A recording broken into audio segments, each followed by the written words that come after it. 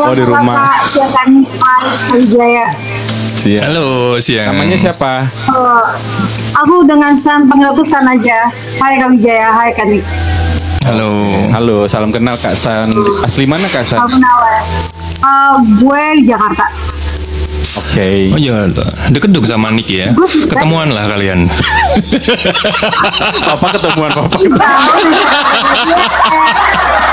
Kayak ujung terus kalau orang lagi jauh banget sama gue kan nggak tahu ya. Oh, sesama Jakarta kok jauh, deket lah daripada aku Semarang. Mendingan sama Nick dulu ketemuan. Biar lebih akrab.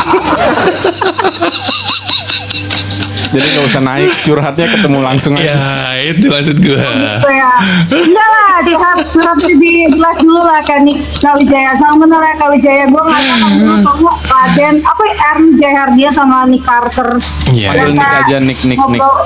Oh Nick ya. Tapi lu bukan salah satu KW-nya Backstreet Boys Nick Carter kan bro? Enggak, gue lebih keren. Ya, gue tau. Gila ya, gue udah lama banget udah live di TikTok kayak ada 4 tahunan sih. Oh iya? Menghilang dari dunia sosmed gini gue. Iya. Jadi bahasannya apa sih bro? Kayak gini-gini tuh aku mau tahu aja sih. Jadi gini bro, tadi tuh Tujuan- kita bahas. Ya Allah. Tujuan lo menghilang apa? Biar dicari. Enggak Oh, gitu. enggak. Emang sibuk dengan gimana ya? Emang sibuk dengan dunia live gue lebih fokus. Terus memang gue main waktu itu sempet TikTok tuh temen gue bilang kan main voice remix dong. Akhirnya gue join Goha Bintang. Gitu gue cabut lagi, gue menghilang, gue masuk lagi ke real life gitu. Karena banyak ya belajar insight banyak lah dari orang-orang di sosial media juga sih. Gitu. Gila, anak Jakarta Selatan banget di sini kayak Nick. Jaksel banget nih. Ini Jaksel banget. Gue bukan anak selatan banget ya, ini anak selatan dibanding gue sih.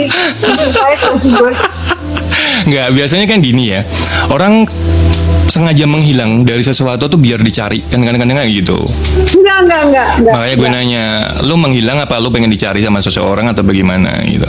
Enggak, gue nggak menghilang untuk dicari, tapi gue menghilang untuk lebih menemukan diri gue yang terhilang. Begitu. Oh, menghilangnya karena seseorang? Enggak, bukan seorang. Memang karena banyak shit stuff happens in life ya, jadi memang harus dibenahi satu dari ini external world itu kan banyak yang negative something, doing something shit stuff ya. Jadi istilahnya ya kalau lo pengen hidup lebih baik lagi, dunia itu baik sama lo dan lo baik sama diri lo ya fix yourself dulu gitu dibanding lo lari warna-wiri di luar sana gitu sih kalau menurut gue ya. Iya betul. Lebih Gitu. fokus ya dibanding harus mengerjakan sesuatu yang nggak ada hubungannya sama pertumbuhan jiwa gitu kan maksudnya ya. Iya. Kenalan yuk sama angkel-angkel sih yuk. Kenalan. Oh, malah suruh kenalan. Ada. Ntar di band gue. Ntar gue di band. Lah itu tahu. Iya. Canda coy, canda. Iya coy. Sorry ya coy. Iya, Ini yang iya. bisa. Ini kayaknya gue banyak diemnya ya guys. Karena nih yang hanya bisa ngibain kayaknya cuma Nick gitu loh. Ini sesama anak Jakarta ya. Jangan gitu dong. Janganlah. Gue Karani. tapi sumpah lu sih bro Nick, kalau lu waktu TikTok isi lu dari terus terang aja langsung sih Kasih, dari iya jadi memang bagus lah, pertahankan lah bro. Siap bro. Oke sis. Sis ya, siap sis. Kira-kira Udah. kalau gue nanya sama lu nih, lu lagi di fase kehidupan seperti apa sekarang? Oh menarik. Udah. Fase kehidupan gue adalah gue terobses sama diri gue sendiri. Oh. Ya. Proses. Jadi lu memandang diri lu sendiri sekarang udah oke gitu loh, lebih better gitu. Of course. Dari better. segi apa? Pekerjaan, Kalau- percintaan, mental? Probably mental, terus udah gitu. Kalau percintaan gue nggak terlalu fokus di sana karena menurut gue lebih mencerahkan diri gue pada alam semesta. Karena gini ya Nick ya, gue kan nggak beragama nih, gue agnostik.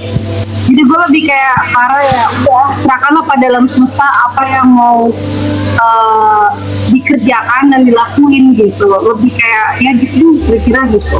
Omigo, ya ampun Kak Dwi, maaf sih Kak Dwi. Ya gitulah. Ateis kan enggak? Gue nggak ateis Kak, gue tahu Tuhan ada Kak. Oke, kalau lu kan ngomong gue nggak beragama, tapi ritual apa yang lo lakuin? Menarik sekali. Jadi gini, gue percaya sama Tuhan yang Maha Esa. Tuhan itu tidak berbentuk, tidak bernama, tidak punya nama.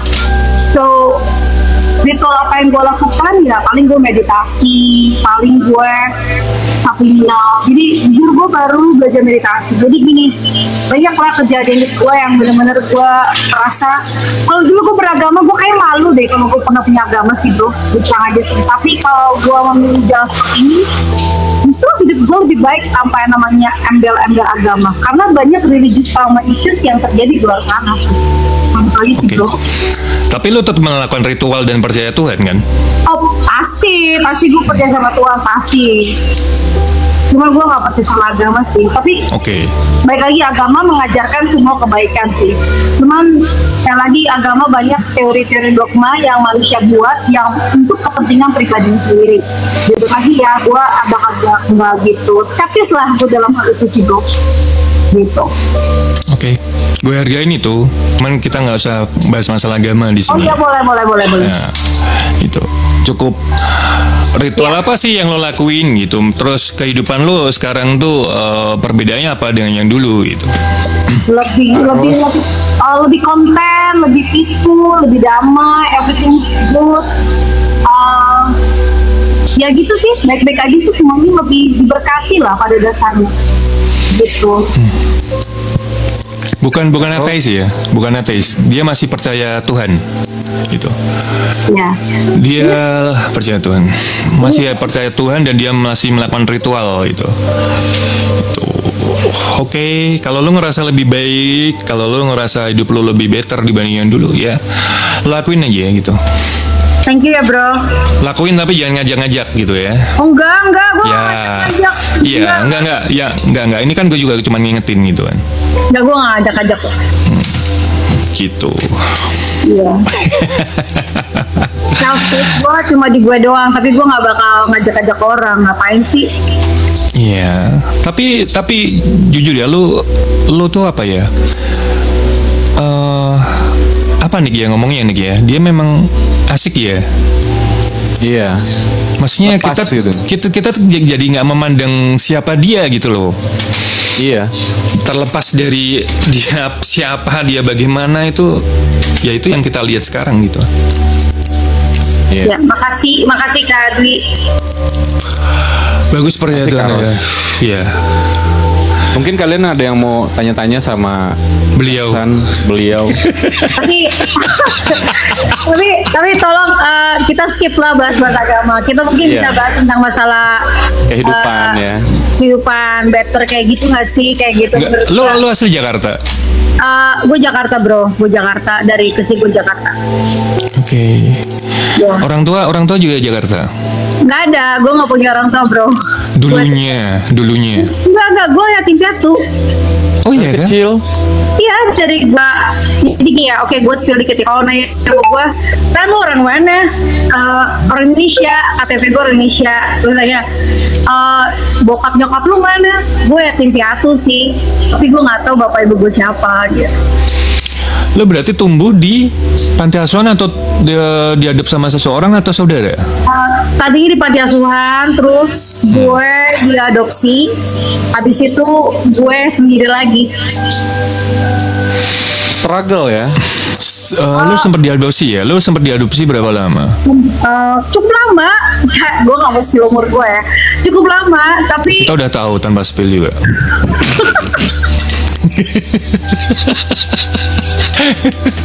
Yang pasti dia udah di atas 30. Ya udah apapun itu ya, yang penting udah 30 ya.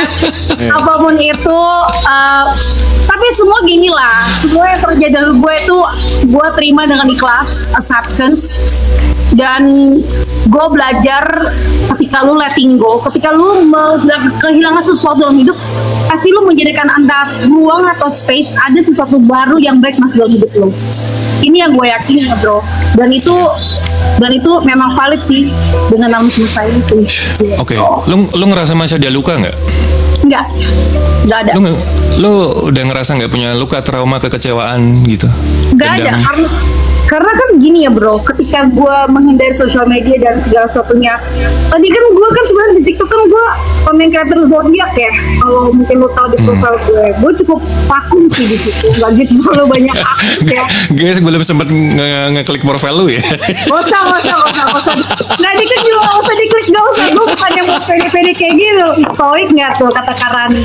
Cuma yang pasti gue menjalankan beberapa terapi, tapi terapi yang kali gue jalan tuh art terapi gambar. Jadi itu lebih banyak kemana ke expose ke inner child-nya lo dan ke alam bawah sadar lo, karena dunia yang kita jalani itu bukan dari pikiran sadar kita, tapi dari alam bawah sadar kita, yaitu adanya limiting belief, mental block yang salah, dan kita dilihat lagi kita, karena hidup kita itu kita yang tentukan gitu. So we create our life, our story. Kalau kita menurut kayak gimana ya lu lakukan kayak gitu. Jadi kalau mau dibilang, kalau baik lagi ya Kak Nunaila, tapi kalau misalnya dulu mungkin I'm very apatis ya, lebih pada apatis, lebih pada like bodo amat lu pas tahu mau ngomong apa. Cuman sekarang mungkin belajar untuk ada self boundary, self respect, belajar self mastery, konsep dan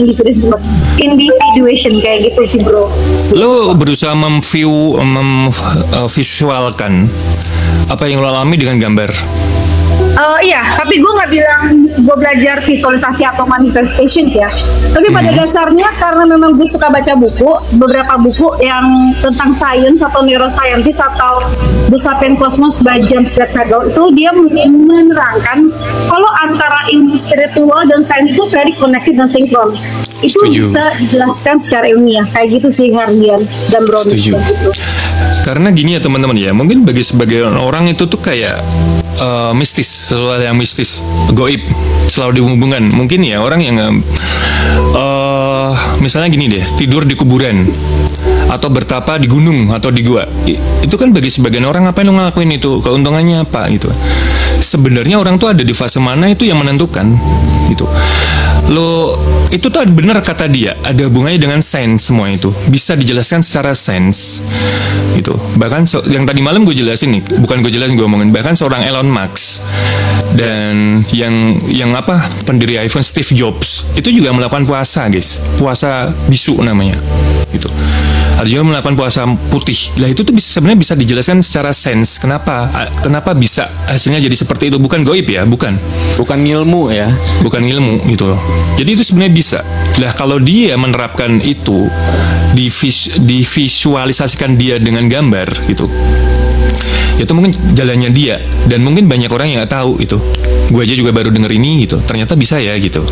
Ternyata banyak harta karun ya guys di dalam tubuh kita ini gitu, untuk menemukan jalan itu gitu loh. Nggak ada anak-anak maksudnya? Dia nggak punya anak. Gue gak punya anak lah. Oh, oke. Nikah aja belum, gimana punya anak ya kan? Iya.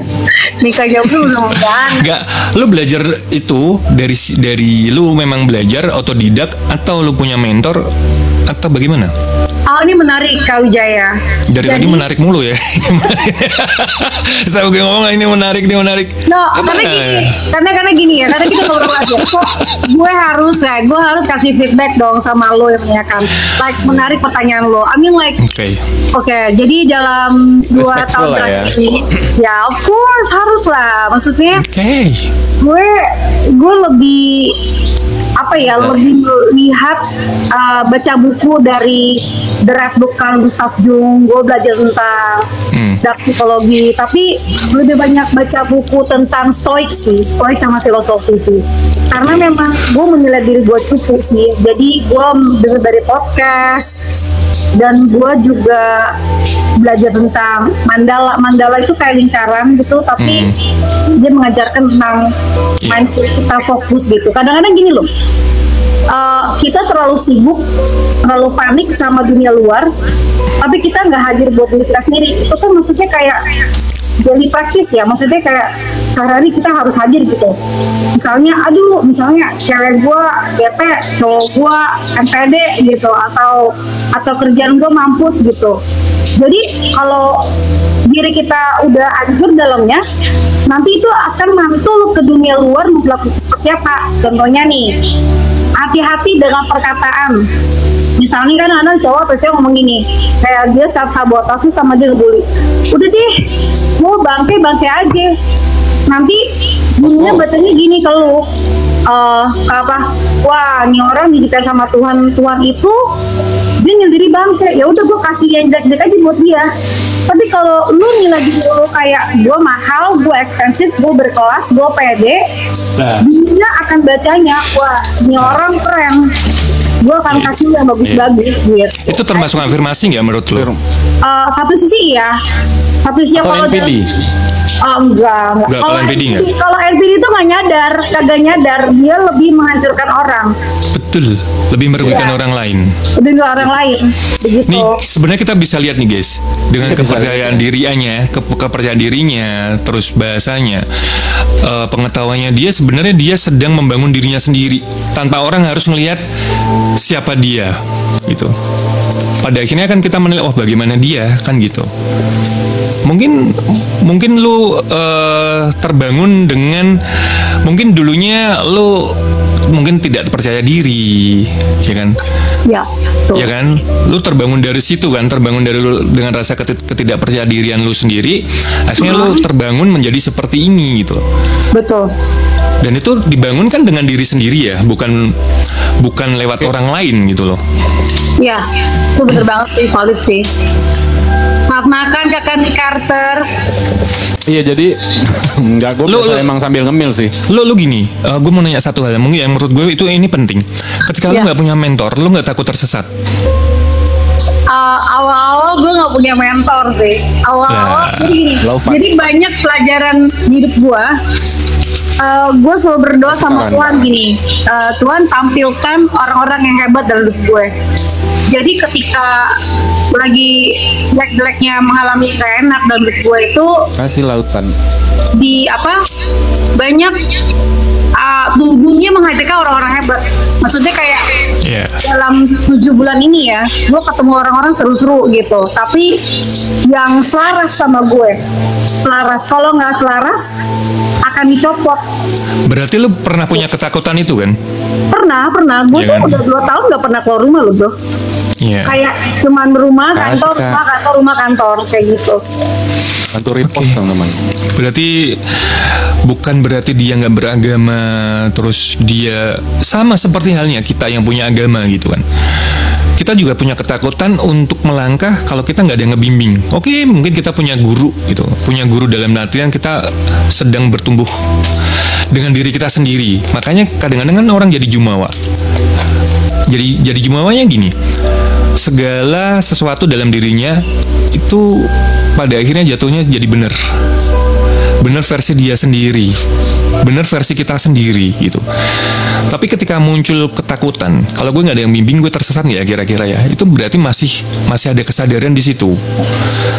Kalau orang yang udah nggak sadar, kalau menurut gue, dia sangat percaya diri dengan dirinya sendiri dan mengecilkan orang lain gitu. Dan merasa dirinya paling besar, merasa dirinya paling tahu gitu kan. Iya, kadang bahasa kasarnya gini ya, kadang kita yang beragama aja masih tersesat gitu kan. Jadi bukan berarti orang nggak ada agama belum tentu tersesat. Ini konteksnya diri sendiri ya, bukan konteks kepercayaan. Maksudnya diri dia tuh kayak dia nggak mengenali diri dia gitu loh. Dalam artian kayak secara mental, secara gue ini siapa sih, gue ini mau kemana sih gitu loh, gue mau jadi orang seperti apa sih gitu. Orang yang beragama aja belum tentu bisa tahu itu gitu loh, mengenai hidup gitu kan. Jadi makanya ini konteksnya siapa, lu agama apa, lu nggak punya agama gitu. Jadi makanya ya kalau kita lihat ya, Kak San ini memang dia berusaha keras untuk siapa sih yang peduli sama gue kalau nggak diri gue sendiri. Dasarnya kan itu gitu kan. Gue nggak punya siapa-siapa loh gitu loh. Masa gue harus gini-gini aja gitu kan. Otomatis gue harus move on gitu kan. Kehidupan berjalan terus gitu kan. Ketika seseorang itu takut, berarti salah satu indikasi dia masih percaya Tuhan. salah satu indikasi orang yang masih percaya Tuhan adalah salah satunya ketakutan. Itu karena dia sadar dia tuh bukan siapa-siapa. Itu kalau orang udah nggak merasakan hal itu udah beda. Asik. Makanya gue bilang tadi, kita harus akuin kita tetap butuh mentor dalam hal apapun itu. Mentor itu orang yang lebih tahu, orang yang lebih pengalaman, orang yang lebih ini. Jadi kalau kita masih ngerasa takut tersesat, itu kita masih percaya sama Tuhan. Menurut gue kayak iya, gitu. benar. Gue aja awal-awalnya gue belajar di YouTube gitu kan, atau di webinar yang kayak 100.000 gitu kan, kayak ya lu tau lah iklan-iklan di Instagram atau TikTok yang kayak kesehatan mental tapi bayar 100.000 nanti ada beberapa orang gitu kan. Gue tuh sampai ngelakuin itu, tapi di diri gue ya, mungkin di diri orang efek, di diri gue tuh nggak ngefek karena ternyata gue butuh mentor yang secara langsung gue mesti harus ketemu secara intens gitu kan. Jadi gue tadi tuh agak songong gitu kan, ya kan gue bisa belajar dari YouTube gitu kan, gue bisa belajar dari podcast apapun itu gitu kan. Dari situ gue kok nggak ada ya ngerasa berubah, kok nggak enteng ya gitu kan. Akhirnya gue barulah ketemu orang. Jadi gue tadinya agak ego tuh, gue bisa sendiri, gue ngapa-ngapain sendiri, gue bisa kerja sendiri, gue punya duit bla bla bla. Ternyata apapun itu kita tuh harus punya mentor gitu, mau itu kerja, mau mengenai mental. Analoginya seperti ini. Kita di dalam kelas yang sama, ada 30 orang, ya kan? Ini analoginya ya guys ya, ada 30 orang. Dikasih pertanyaan yang sama gitu, dengan seorang guru yang sama, itu jawabannya akan berbeda. Gitu. Tergantung kita ada di fase mana. Lah ketika kita tahu kita punya guru, kalau kita salah jawaban kita akan nanya. Mungkin ke teman kita yang lebih jawabannya yang menurut guru kita benar, atau bisa juga kita nanya ke guru kita langsung, kan seperti itu analoginya. Kenapa kita butuh mentor tuh seperti itu. Jangan-jangan pemahaman kita selama ini tuh keliru nih gitu. Karena hidup ini kan tidak ada yang menilai, tapi kita menilai diri kita sendiri. Dengan kita menilai diri kita sendiri, makanya kita berhati-hati untuk jalan. Masih ada rambu-rambu untuk jalan gitu loh. Bukan langsung semua diterabas. Menurut gue ini bener terabas, menurut gue ini nggak terabas semua. Jadi bukan seperti itu hidup. Makanya bukan berarti gue nggak butuh guru. Ya silahkan, terserah itu. Gue nggak butuh mentor, ya terserah. Kita tahu mentor nggak akan bikin kita tersesat. Kembali lagi ke diri sendiri kalau menurut gue. Betul. Tersesat dan enggak. Gue mau nanya dong sama Bang Rick sama Bang Her. Menurut lu, rumah yang terbaik itu ada di pasangan apa di diri lu sendiri? Ya diri kita sendiri. Benar. Jadi kalau lu nanti punya cewek ya, nanti hari punya partner gitu. Ya intinya jangan pernah menggantungkan diri lu, kebucinan lu sama pasangan lu. Itu udah pasti benar sih. Ya tapi kita udah bahas kan. Iya betul. Nah gitu. Tersesat dan enggak itu tuh tergantung diri sendiri ya. Ada di fase mana? Mungkin kita suatu saat akan menyadari bahwasanya kita dulu tuh nggak bener gitu. Kita akan introspeksi kok. Setiap harinya kita akan introspeksi. Oh dulu omongan gue yang begini salah nih. Bukan berarti bukan berarti salah ya. Karena itu lagi di fase. Pengetahuannya sampai di situ. Keilmuannya cuma sampai di situ, ya udah dinikmatin aja. Karena kita kan nggak mungkin lahir jebrol gitu, tahu 5 kali 5 berapa kan gitu. Itu analoginya. Dari kecil kita diajarin untuk merangkak, terus berdiri, terus ini kan itu ada fasenya. Seperti halnya keilmuan itu juga seperti itu. Jangan dipaksakan untuk kita tiba-tiba berdiri atau bahkan berlari gitu.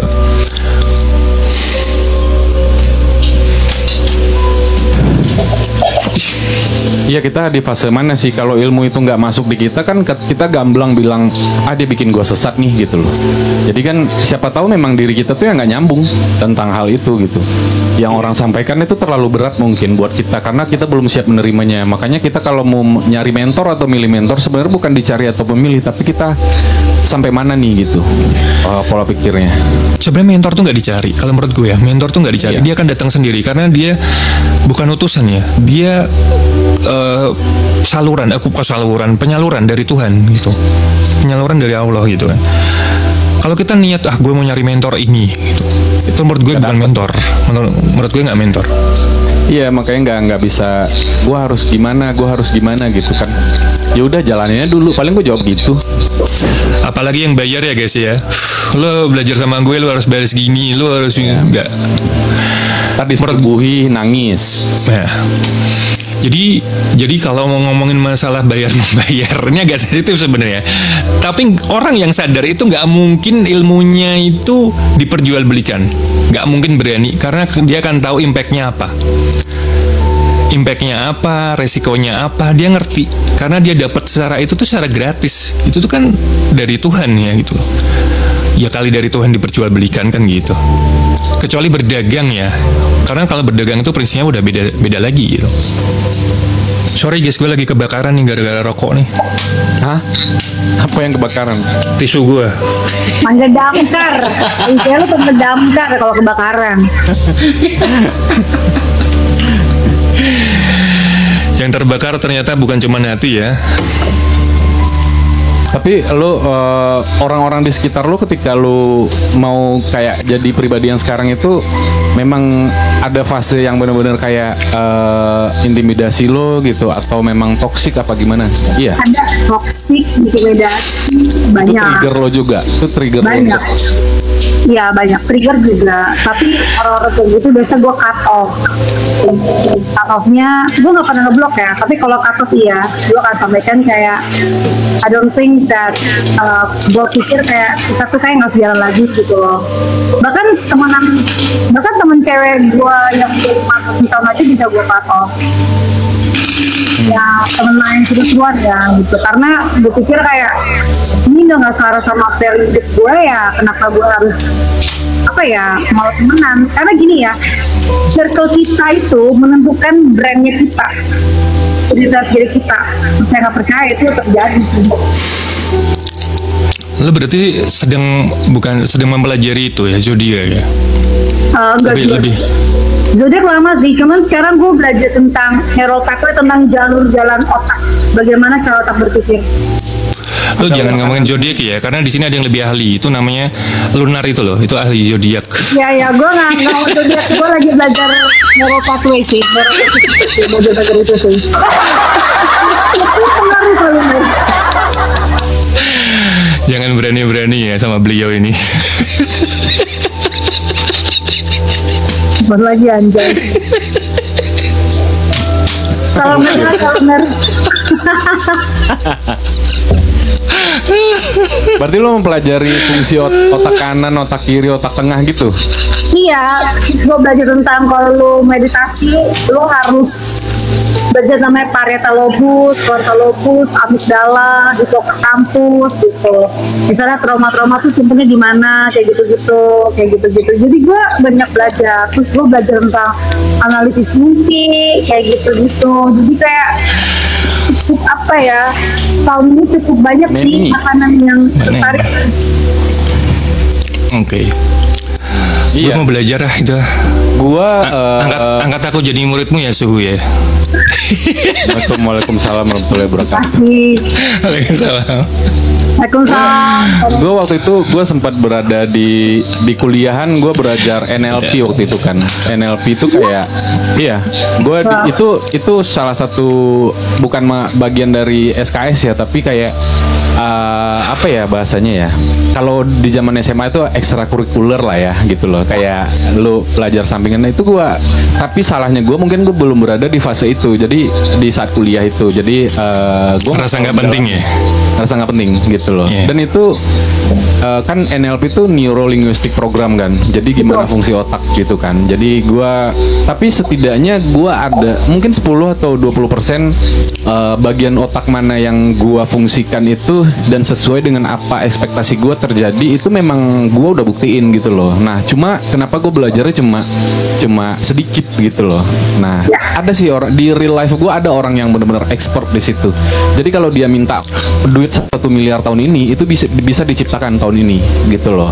Wow. Itu udah fungsi otak tengah gitu kan. Jadi makanya orang yang punya otak tengah itu sangat jarang gitu loh, tapi itu bisa dipelajarin gitu. Ayo Makanya Kak, bahas neuroskins. Coba boleh? Boleh.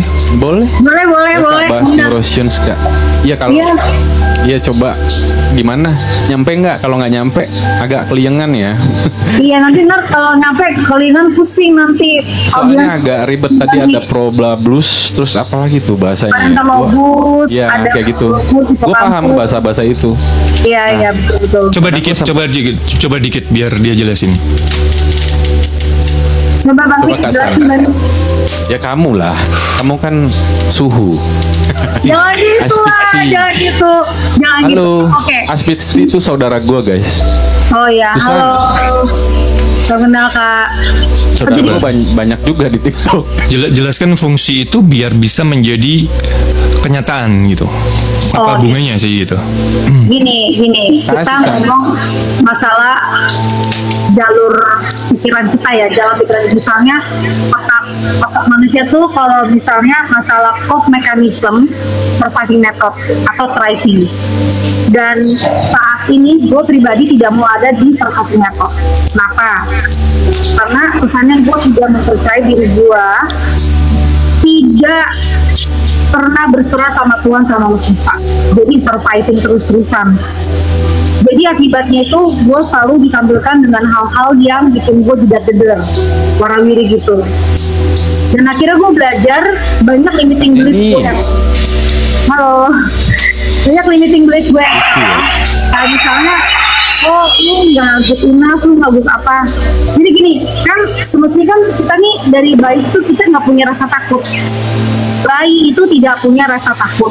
Rasa takut itu adalah aksi dan pengalaman yang mengakibatkan orang itu punya rasa takut. Contohnya misalnya gini, orang pacaran dengan orang toksik, tapi dia nggak lepas-lepas karena dia sedang menciptakan kebiasaan dalam dirinya itu. Gue kayaknya nagih nih sama orang ini, meskipun orang toksik, gue dapat dopaminnya, dapat endorfinnya, dari orang dapat adrenalinnya. Tapi nanti ntar gue begitu sakit lagi, gue baik lagi. Jadi dia belum mutusin jalur otak dia yang salah. Jadi ada sistem dia yang salah. Caranya gimana? Dia harus keluar atau dia harus putusin, bikin jalan otak yang bagus. Jadi misalnya lu tahu nih, kalau kita cinta orang, jangan cinta orang dari luka. Cinta orang dari kita utuh dan kita tulus dan ikhlas. Tapi kalau kita cinta orang kita dari luka, ya you get luka-luka lagi lah, dapat minus-minusnya lagi lah. Nah, ketika lu tahu nih soal lu nggak bisa sendirian. Nah, berarti gue harus dan gue pengen banget dia pacar gitu. Berarti lu cinta dari luka. Tapi kalau diri kita udah utuh, udah sempurna, kita tuh nggak perlu cari tahu. Alam semesta sama Tuhan bakal kirimin orang-orang yang tepat. Dan itu bikin kita, ya menurut gue kalau idealnya kalau kita utuh, orang lain juga bakal utuh. Yep. Dan kita jangan mau merubah seseorang ya. Ini ya, gue tidak bisa merubah pemikiran Kawijaya Anik.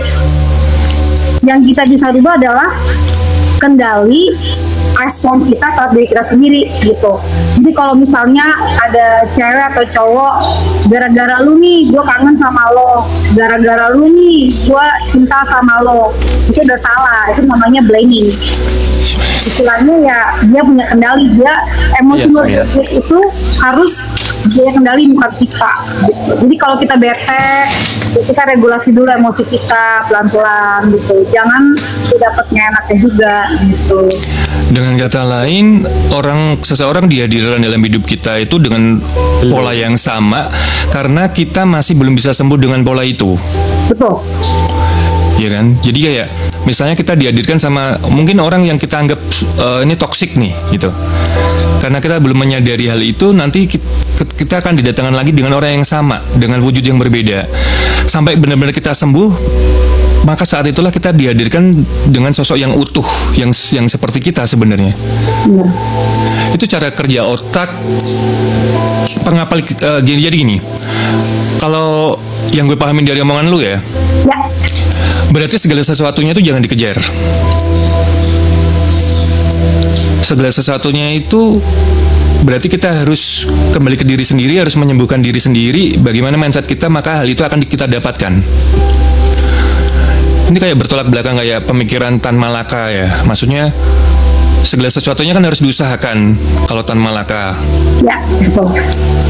Iya kan? Kalau law of attraction ya mungkin kayak lo ini.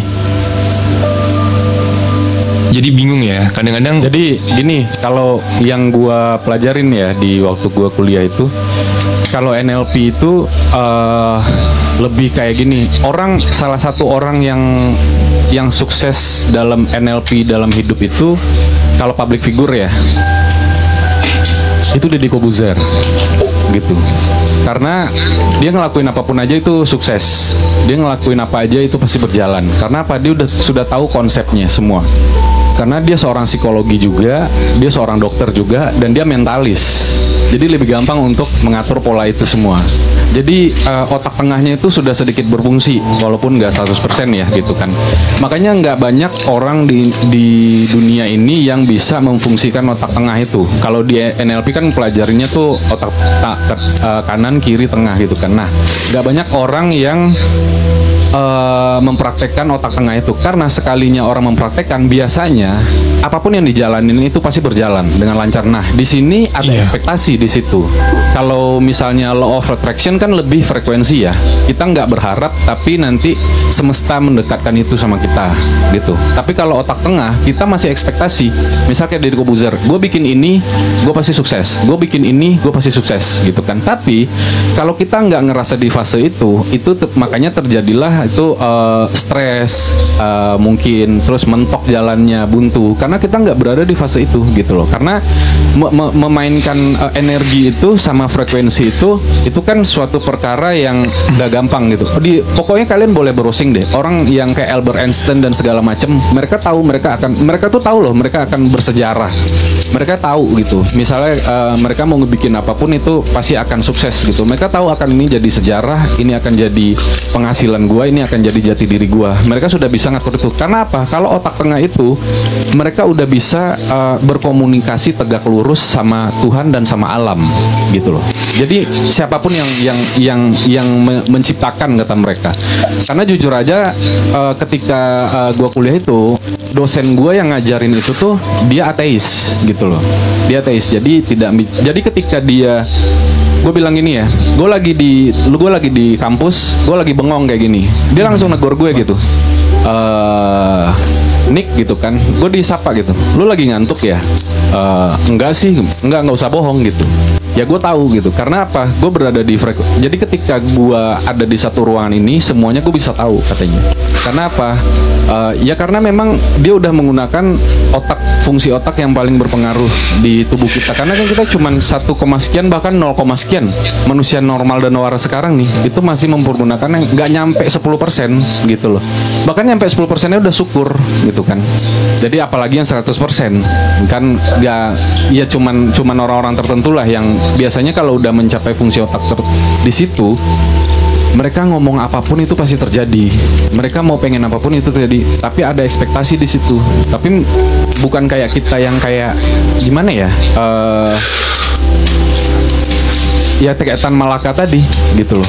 Kan juga sedikit sama gitu kan. Jadi sekat ya. Mungkin kita tuh sedang dibatasi oleh sekat antara bahagia atau sukses. Iya. Ya kan kita tuh berada di tengah-tengah. Makanya kita tuh sudah ngebingungan nih. Kita mau sukses atau mau bahagia. Nah di sini aja kita udah bingung. Jadi kayak ada sekat di situ. Makanya kita tuh bingung nih. Kita mau kemana sih? Makanya begini-begini aja gitu loh. Sukses juga nggak sukses, bahagia juga nggak bahagia. Jatuhnya malah begini kan gitu. Makanya kemarin pas gue bahas masalah paradoks itu memang dua-duanya mengandung kebenaran. Lah tapi disinilah kita lagi diuji sebenarnya. Kita mau yang mana nih? Yang mau bahagia atau mau sukses? Sukses dalam kebayangan orang itu kan sukses secara materi ya. Ketika dilihat tuh dia punya apa, materinya seperti apa, itu kan kebanyakan orang menilai suksesnya dari situ. Padahal orang sukses itu belum tentu bahagia loh, gitu loh. Yang kita anggap sukses itu belum tentu bahagia.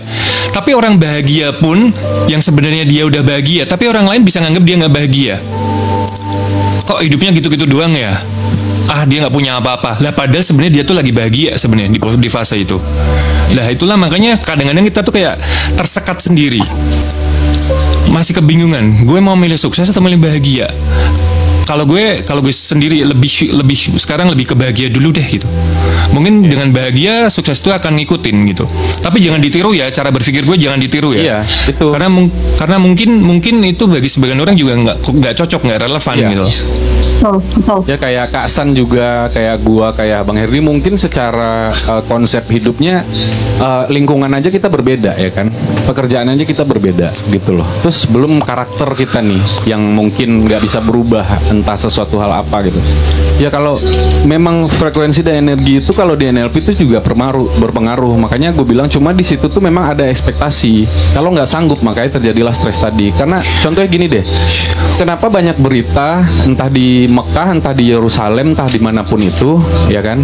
Gue turun ya bro, gue tiba-tiba turun. Terima call. Oh iya. Oh ya, laku juga ya. Gue follow ya. Gue follow ya. Kerja gue ngapa iya. kerjaan. Udah temenan ternyata kita ya. Udah lah, lu gak follow gue balik lah. Masa sih follow lo Lu sebenarnya? follow ya. Follow nyong. Jai, iya. Dia gitu. Kalau gue yang ngomong kayaknya terkesan julid gitu ya. Tapi kalau dia ngomong kok. Kalau gue udah asik sama orang ya begitu gue gitu. Ya udah Iya, ya, Kak San, nggak nggak apa-apa. Thank you Yaudah, ya kalau- Nick, thank you ya. Thank you. Lu Thank you, have a good Isan. day ya. Thank you. Thank you ya buat Besok gue gue yang besok gue berguru Ya. ya. Berguru tentang Gue juga berguru sama lo berdua. Gue juga berguru sama lo berdua ya.